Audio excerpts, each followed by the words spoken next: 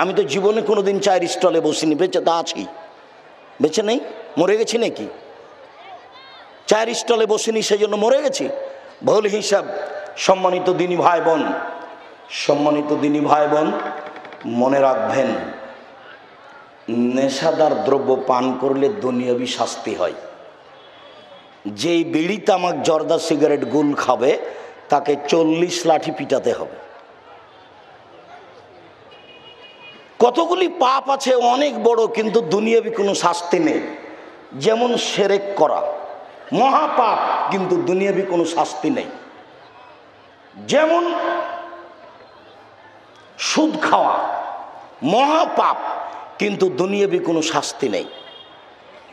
কতগুলো পাপ আছে তাতে দুনিয়াতে শাস্তি আছে। কেউ যদি চুরি করে তাহলে কি হবে? হাত কাটা যাবে, জাহান্নামও হতে পারে, জান্নাতও হতে পারে। কেউ যদি মদ খায়, নেশাদার দ্রব্য, তাহলে তাকে 80 লাঠি পিটাতে হবে উমর রাদিয়াল্লাহু তাআলার সিদ্ধান্ত অনুযায়ী। নেশাদার দ্রব্য, আল্লাহর নবী বলেন, পৃথিবীর মানুষ নেশাদার দ্রব্য পান করো না, এ হচ্ছে পাপের মা।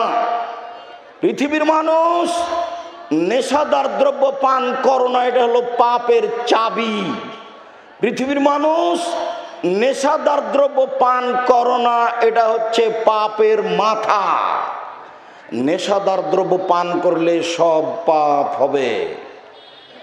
পৃথিবীর মানুষ কেউ যদি একদিন নেশাদার দ্রব্য পান করে, 40 দিন তার নামাজ কবুল হবে না। পৃথিবীর মানুষ কেউ যদি একদিন নেশাদার দ্রব্য পান করে, 40 দিন আল্লাহকে নিজের দিকে করা যাবে না। জেনা মহাপাপ ঘটে গেছে, আল্লাহ মাফ করো, ঠিক আছে করলাম। সুদ মহাপাপ, আর খাবো না কোনোদিন সুদ, মাফ করো, আচ্ছা ঠিক আছে করলাম। মদ খেয়েছি, মাফ করো, মাফ করো। কতদিন? 40 দিন। 40 দিন বলতে বলতে 40 দিনের মাথায় গিয়ে আল্লাহ আপনার বিষয়টি ভাবতে পারেন, তার নাম মদ। রাসূল সাল্লাল্লাহু আলাইহি সাল্লাম বলেন, মদমেনুল খামর কাবেদে ওসানিন, মদ খেলে সরস্বতী, ভগবতী, কালী, দুর্গা পূজা করলে যেমন পাপ হয়। গত রাত ছিল কি রাত? কালী পূজার রাত। গত রাত কি ছিল? কালী পূজার রাত। তো ওরা ওর সামনে কলা বিস্কুট রেখে তাকে সব কিছু বলছে। কলা যদি কুকুরে নিয়ে চলে যায় তার কিছু করার নেই, কিন্তু তার কাছে মাথা নত করছে।